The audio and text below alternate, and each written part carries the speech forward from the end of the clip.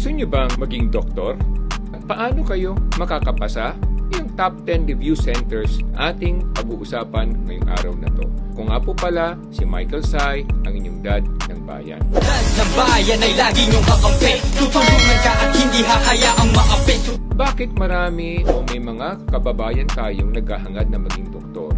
Ito ba'y dahil malaki ang kikitain mo? O dahil ito ay magbibigay sa inyo ng magandang kinabukasan?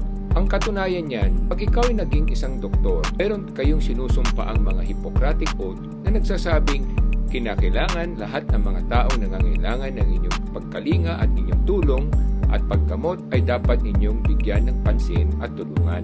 Hindi kayo mamimili kung mahirap man o mayaman, puti man o maitim man, hindi kayo dapat mamili dahil yan ay inyong sinumpaan bilang inyong isang panuntunan sa inyong buhay at sa inyong patutunguhan. Kaya nga, kadalasan, pag ikaw nais mo maging doktor, hindi pera ang habol mo, kung hindi respeto ng lipunan at misyon mo galing sa itaas o sa ating Panginoon. Yan ang dahilan kaya dapat ka maging doktor. Huwag mong habulin ng pera dahil ang pera, kailanman ay mas mabilis tumakbo kaysa sa iyo.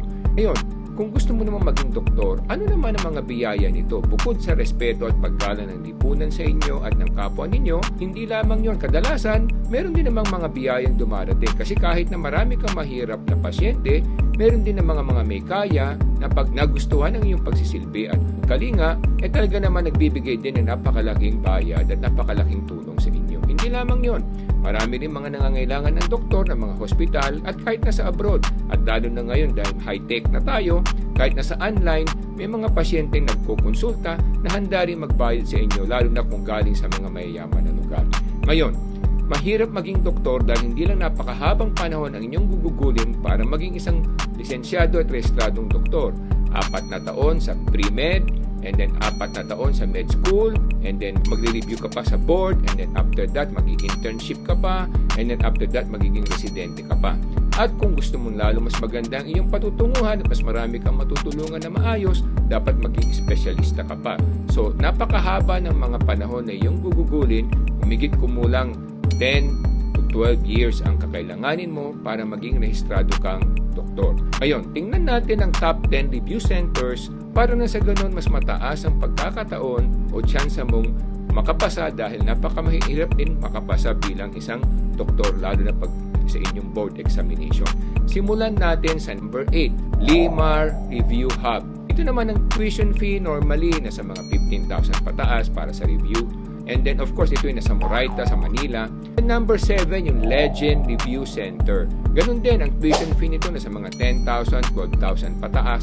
At ito ay nasa Baguio City naman. At meron siyang branch din sa Pampanga. Number 6 sa listahan yung PICS PICS Review Center. Ito naman ang review fee niya sa mga 12,800 pataas sa Sampaloc, Manila naman ito.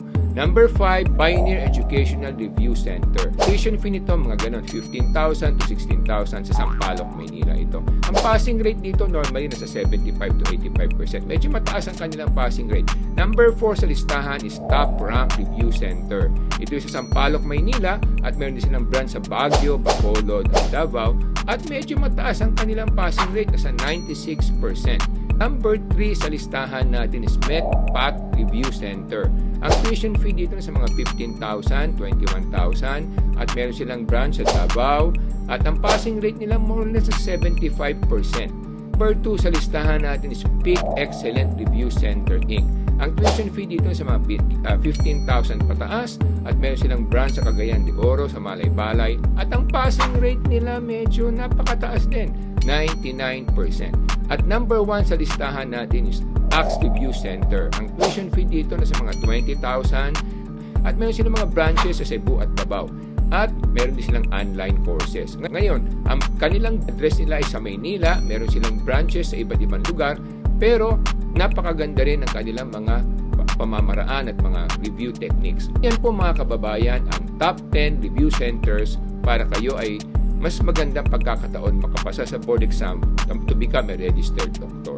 Yan mga kababayan ang dapat natin kalakayin dahil pag naging doktor ka, normally ang kinikita ng mga doktor kung pang average standard living nasa mga 50,000 pataas. Ngayon kung medyo mas mahusay-husay kang doktor, kada buwan yan po mga kababayan. Kung medyo mas mahusay-husay ka at specialista ka, Yan, pwedeng tumaas yan ng up to 500,000 hanggang milyonan kung lalo na ikaw ay surgeon o specialist kang surgeon like neurosurgeon or cardiovascular surgeon sa puso, sa utak, at sa mga iba't iba pang klaseng specialista, yung mga plastic surgeon.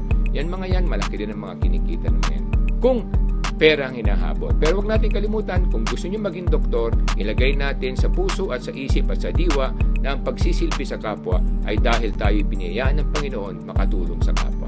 Yan lamang po mga kababayan. Ako nga po pala si Michael Sai, ang inyong dad ng bayan.